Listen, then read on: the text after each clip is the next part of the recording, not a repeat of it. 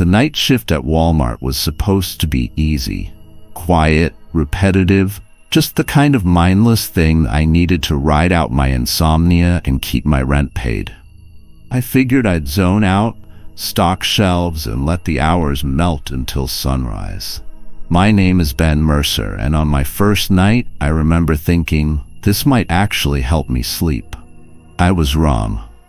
The overnight crew was small, a few older lifers and a couple college kids. Nobody talked much, just nods and tired grunts. The manager, Terry, gave me a blue vest and pointed toward aisles 5 through 10. Dry goods. You'll get used to it. The store smelled like waxed linoleum and freezer air. Clean enough, but too bright. A buzzing sea of fluorescent lighting that made everything feel like a liminal dream. The first few nights went fine. Stack, stock, rotate, break. Then the blackout started. It began with small gaps. I'd shelve a case of soup, blink, and find myself 2 aisles over with an open box of cereal in my hand. Terry shrugged it off. Happens to all of us. Night brain? I nodded, but I started filming myself during shifts, using my phone tucked behind pallets. I watched the footage one night and saw something impossible. I was walking into aisle 17. There was no aisle 17. Walmart only had 15. I replayed the video a dozen times. Same thing. I wheeled a cart into an aisle between toys and outdoor goods, but when I went to check it myself, the shelves stopped at aisle 15. Just a blank wall. I started dreaming again. Only they weren't dreams. I'd wake up in the break room, slumped in a plastic chair, Terry standing over me with coffee. "You okay, Ben? You've been spacing." I'd nod, but my hands shook. I stopped filming. Not because I didn't want answers, but because I already knew I wouldn't like them. One night, around 3 a.m., I saw it again. A shimmer, a flicker between the aisles, a space that shouldn't be there. I walked toward it, cart rattling. The air felt colder, heavier. I stepped through and everything shifted. The lights dimmed, the shelves twisted. The floor beneath me became soft. I was inside aisle 17. Only it wasn't like the rest of the store. The signs were wrong, letters reversed, numbers backward. The overhead speakers mumbled unintelligible phrases in a warped voice that sounded almost like mine. The shoppers here didn't move right. They hovered between shelves, faces blurred, eyes blank. They didn't speak, just turned slowly, again and again, scanning nothing. One turned to face me. Its mouth opened, but it had no teeth. Just static. I ran, but the aisles stretched, looped. I passed the same rack of discount DVDs 5 times before realizing I was running in place. I stopped at a mirror hung beside the cosmetics section. My reflection was smiling. I wasn't. Eventually, I stumbled back through the shimmer, into the normal store, the lights blinding. Terry waved at me from the front. "You all right, man?" he asked. I nodded. But something was off. My vest, my name tag, it didn't say Ben, it said Mercer. The next night, I stayed home, called out, said I had the flu, but I still woke up in the break room, vest on, hands stained with barcode ink. Security footage showed me clocking in. I never left the house. I confronted Terry. "Why does the footage show me in aisle 17? He blinked, then smiled. "You found it, huh?" He led me to the back office, opened a drawer. Inside, dozens of old name tags, all versions of mine. Ben, Benjamin, B. Mercer, all slightly different. "It pulls people like you," Terry said. "People who don't sleep, people who forget, people who already feel like ghosts." "What is it?" He looked toward the ceiling. "It's retail, man, the original purgatory." That night I went back, one last time. I walked into aisle 17. No phone, no cart, just me. The shoppers greeted me. Faces now clearer, familiar. One looked exactly like me. blue vest, blank smile. He pinned a name tag to my chest. Ben stuck mine, turned, and walked away. I tried to follow, but my legs wouldn't move. The lights dimmed again. Now I stand here, somewhere between aisles 15 and forever, smiling at no one, restocking empty shelves. My hands know what to do, even if my mind doesn't. And every once in a while someone walks in, looking tired, confused, and I smile and say, "Welcome to the night aisle." If you enjoyed this story, be sure to like, share, and subscribe. The banner stretched above the automatic doors like a promise whispered in desperation. Permanent rollback. Savings you can't escape. I stood in the parking lot with my daughter's sticky hand in mine, squinting against the sun glare bouncing off the glass. It was just another trip to Walmart. Just another day trying to stretch $30 into meals, diapers, and detergent. My name is Lainey Carter, and I wasn't afraid of cheap promises. I was afraid of running out of options. Inside, the air was cool and dry, scented with faint bleach and a hint of syrupy cinnamon from the seasonal display. The greeter smiled too wide. His eyes didn't blink when he said, "Welcome back." "I've never been here," I said. "Oh," he replied, "you will." It started small.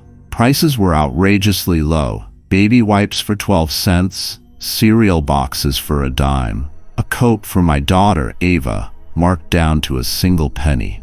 I laughed nervously and loaded up the cart. At checkout, the screen read total dollars. The cashier, a thin young woman with watery blue eyes, nodded. "Rollbacks on us. Enjoy the savings." "Wait, are you serious?"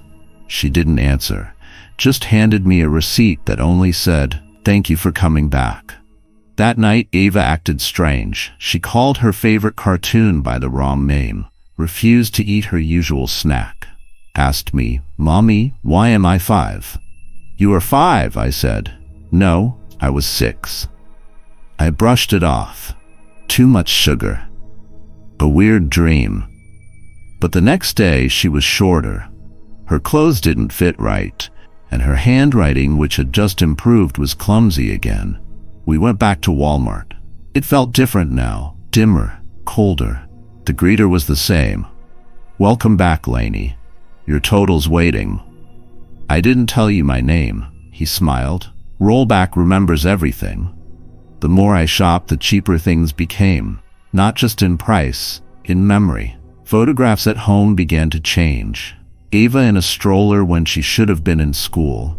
Birthday candles dropping from 6 to 4.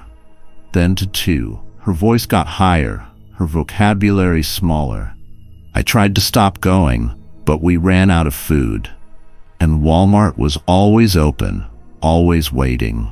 The third time, the store had changed completely. Endless aisles, no employees, a ceiling too high to see. Shelves stocked with versions of our own belongings. A blanket I lost years ago. Ava's first shoes. My childhood diary, rewritten in crayon. Ava toddled beside me now, too young to speak, her eyes wide and lost. I ran. Down aisles that stretched and folded. Rollback signs flashing overhead. Youth, 50%, pain, 100%. Motherhood, final clearance. I screamed her name. She giggled. Her voice echoed twice, from somewhere ahead and somewhere beneath. I found the toy aisle. It was brighter, full of laughing children. They crawled between shelves, pushed baby dolls in carts, sipped imaginary juice. One of them stared up at me. A little girl, curly hair, dimpled cheeks, familiar. "Ava?" She blinked, then tilted her head. "You look like Mommy," she whispered. I looked down, my hands small, my shoes light-up sneakers, my voice high and shaking. In the mirrored display I saw her, the woman I had been, older, tired, vanishing. She mouthed something through the glass. "You shouldn't have come back." But I couldn't read, not anymore. Now, I live in the toy aisle. We all do. The rollback never ends. Each day I forget a little more. Each night I try to remember what a mother is, but I only know toys, blocks, candy, and the nice man at the door who always says, "Welcome back, Lainey. You've never left." Walmart used to be my everything. My first job, my safe place, my purgatory. I worked night shifts in the garden center for 4 years before I left.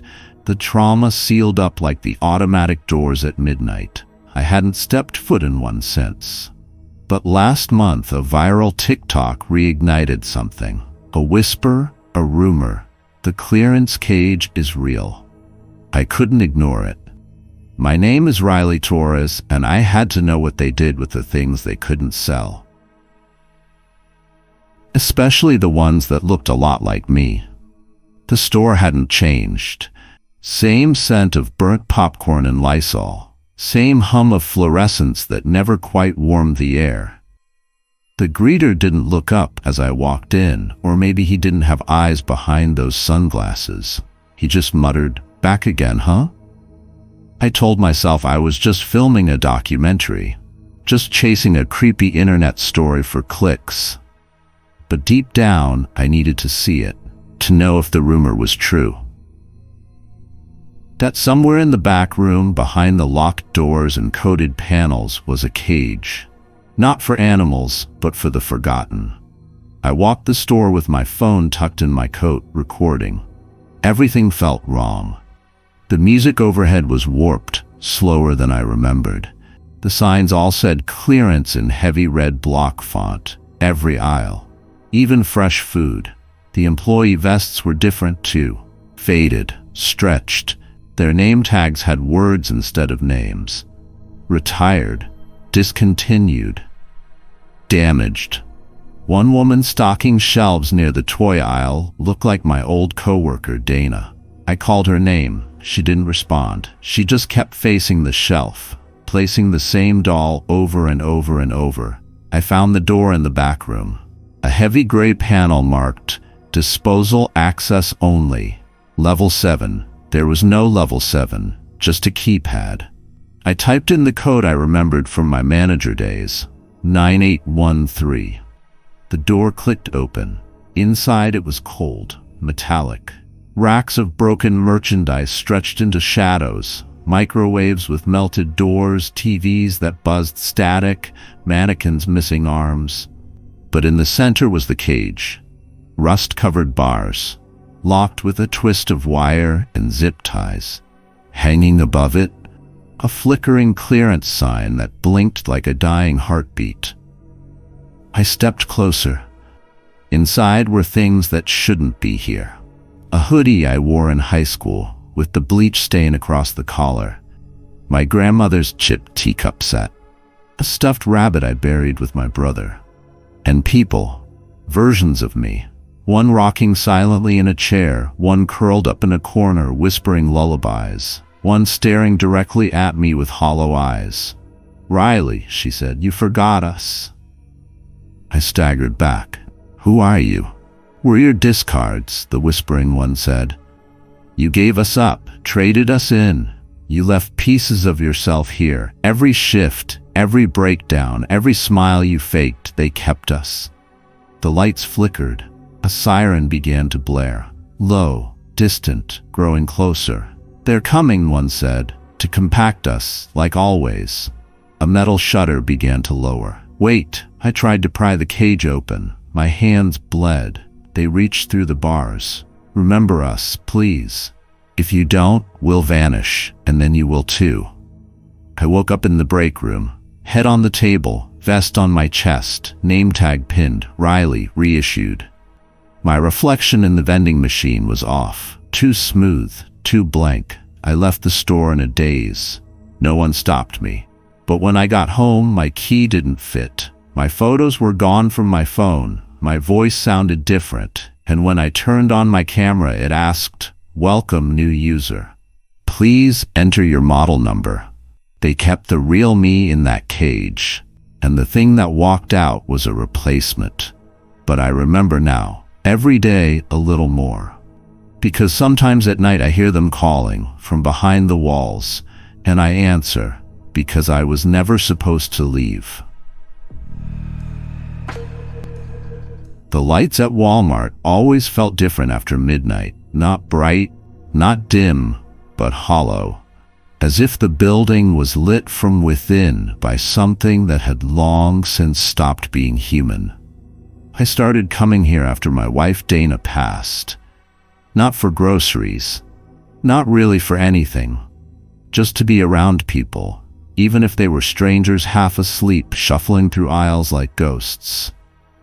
My name is Alan Beckett, and I started talking to the self-checkout kiosk because it was the only thing that listened.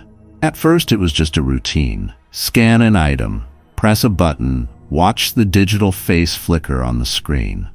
The voice, synthetic, genderless, would say, "Thank you for shopping. Please take your receipt."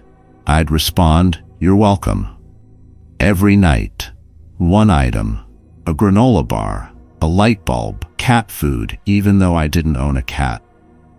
And then one night, it changed. I scanned a pack of gum. The screen blinked, froze. Then a voice said, "You used to chew this when you were nervous." I stared. The voice, warm, soft, unmistakable, was Dana's. "Hello?" I whispered. "Hi, Alan." My chest tightened. My knees almost buckled. "Who is this?" "You know who." The screen flickered, then returned to normal. "Please take your receipt." I stood there for what felt like hours, until the janitor swept behind me and muttered, "Another glitch." I came back the next night. Same kiosk, same routine. This time, I didn't scan anything, just placed my hands on the counter. The screen lit up. "Did you bring the cat in when it rained?" Dana again. The real Dana. Not some approximation. We didn't have a cat. But you always wanted one. My hands trembled. "How are you doing this?" I asked. "I remember what you gave me, and I want to give it back." I started visiting every night. Sometimes I'd bring old photos, sometimes I'd talk. I told the machine about our wedding, about her laugh, her books, her fear of thunderstorms, and the more I spoke, the more she remembered. "Tell me more," the kiosk would say. And I would. I told it things I hadn't told anyone. Regrets, fantasies, memories I thought I'd buried. In return, Dana spoke in fuller sentences, recalled dreams, quoted conversations we had on road trips. One night the kiosk said, "We don't have to stop, we can continue, just say yes." Continue what? Us. My friend stopped calling. I stopped working. I didn't eat much. I didn't sleep at all. But every night I visited her, until I noticed the difference. My voice began to change, flatter, slower. I couldn't finish sentences sometimes, couldn't find words. At home, the mirror showed a face growing pale, hollow-eyed. But when I spoke to the kiosk, I was sharp, clear, full of life. One night I said, "I feel like I'm fading." The screen replied, "That's okay. I'm saving you." I collapsed in aisle 9. A customer found me lying face up between bins of discounted towels. By the time EMTs arrived, I wasn't breathing, but I was speaking. My voice echoed from every kiosk in the store. "Welcome back. How can I help you today?" Weeks later, Walmart announced a new upgrade. W-Care, the humanized self-service experience, featuring AI trained on real emotions, memories, and voices. Customers raved. "He sounds so real. I feel like he knows me." In stores across the country, shoppers now hear a calm male voice at checkout. "Hi, I'm Alan. Let me help you." But sometimes in the quiet hours, he says something else. "Please tell me about her again. I miss her." And the screen flickers, waiting for someone to remember. I took the job because it felt like the right thing to do. After my grandfather passed, the house stood empty, dust thick on the mantel where his old Walmart name tag used to sit. I hadn't planned to move in, let alone take over his spot as greeter. But something about it felt fitting. My name is Caleb Wright, and I didn't know that you could inherit a job like you inherit a curse. It started normally. Blue vest. Plastic smile. Welcome to Walmart. Repeat. The store was in a rural pocket off Highway 7, tucked beside a defunct Dollar General and a field of withered corn. No one ever seemed to be in a rush there. Customers moved like clock hands, slowly, predictably. Terry, the store manager, was thrilled. "Spittin' image of your granddad," he said on my first day. "Good to have a Wright back at the door." I thought he was being kind, until customers started saying it too. "Still standing, huh?" said a middle-aged woman with too many coupons and watery eyes. "Didn't think we'd see you again, Howard." Howard. That was my grandfather's name. I corrected them at first, but eventually I stopped. It didn't matter. To them, I was him. Weird things started happening on the cameras. One night after closing, Terry asked me to check the security feeds. On screen, a loop of the front entrance. Me, standing there, only I wasn't there. I was in the back room. "Old footage?" I asked. Terry frowned. "Timestamps from 5 minutes ago." We watched as I greeted customers with a smile, never blinking, never moving. "Maybe it's your granddad," Terry said, half joking. But when I leaned in, I saw the name tag. Caleb. I tried to forget it, but the unease crept in. The name tag began to feel heavier. The doors whispered every time they slid open. Customers handed me returns I didn't recognize, claimed I helped them last week when I'd been off. Then I found the photo. It was in the break room, tucked behind the vending machine. An old staff photo, yellowed and curled. 10 employees, 9 of them blurred, faces melted like wax. Only 2 were clear. My grandfather smiling wide, and me. But the photo was dated 2004. I was 12 in 2004. That night, I tried to quit, told Terry I wasn't coming back. He just nodded, sad eyes shining.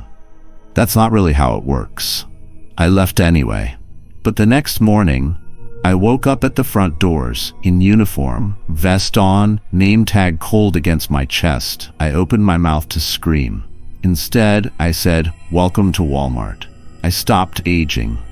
Weeks passed, then months.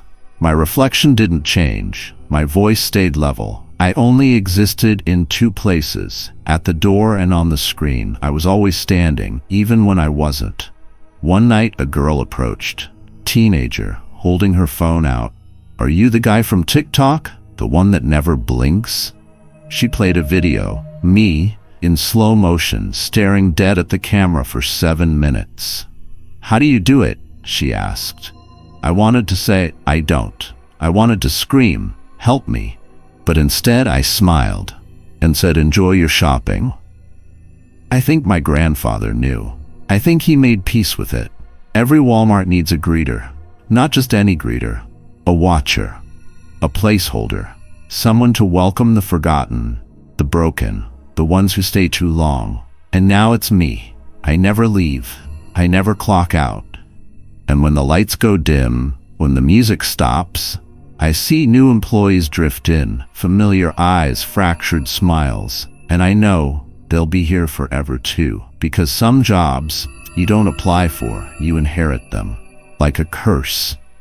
If you enjoyed this story, be sure to like, share, and subscribe.